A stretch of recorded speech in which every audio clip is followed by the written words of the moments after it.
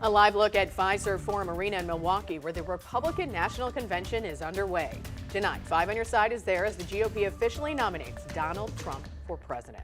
Thank you for joining us. I'm Ann Allred. And I'm Mike Bush. A lot has happened on this first day, including Donald Trump's pick for vice president, Senator JD Vance of Ohio, and it comes just 2 days after the attempted assassination of Mr. Trump in Pennsylvania. We have team coverage tonight of the convention and the fallout from this weekend shooting. Let's start in Milwaukee, where 5 on Your Side's Mark Maxwell is talking with local delegates. Mark.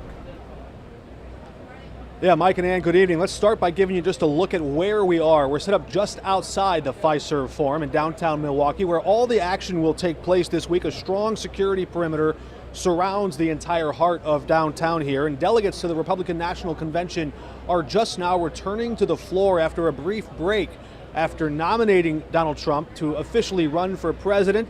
And they got to meet his running mate, Ohio Senator JD Vance, a former critic of Trump, will run alongside him. The announcement on the floor moments ago, and the nomination vote on this first night, all of those things adding even more political intrigue to Donald Trump's recent turn of events. Remember, he was due to face sentencing on his felony conviction just 4 days ago initially. Then the Supreme Court granted broad immunity to former presidents. That sentencing then got delayed.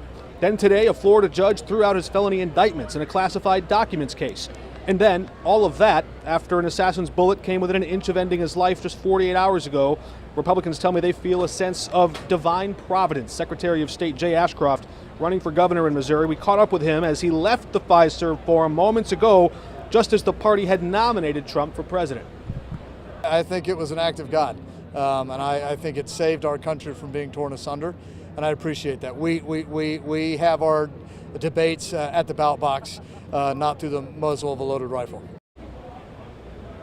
And Ashcroft cheered Trump's pick of Ohio Senator JD Vance, the author turned Ohio senator who wrote so eloquently about how forsaken rural America has become. One voice we will not hear from tonight, Illinois Governor J.B. Pritzker, who was scheduled to be here as a surrogate for the Biden campaign, but in the aftermath of that assassination attempt, the Biden campaign has pressed pause on its political attack mode, putting that off for now. But we're just live outside the Fiserv Forum here. Mark Maxwell, 5 on Your Side. And Mark, you mentioned how Jay Ashcroft responded to JD Vance and that pick for vice president. What about the rest of the delegation from Missouri and Illinois? Well, we're just gathering some of that news now. In fact, we did hear briefly from a delegate from Ohio who is standing by to tell us more about exactly who he is. But already some of the implications seem to be having a ripple effect in the labor union and trade union movement. The Teamsters Union is now reportedly reconsidering whether they will get into this presidential race at all. Vance and his alignment with the working class is something that could be a hurdle for the Biden campaign to overcome. Biden calling himself the greatest union president ever, but now Vance jumping into this race, steering the Republican Party a bit away from corporate interest and where it has been for so long. So something to watch in the week as it unfolds and develops here. Which, of course, is part of the strategy why he was picked. Mark, thanks very much.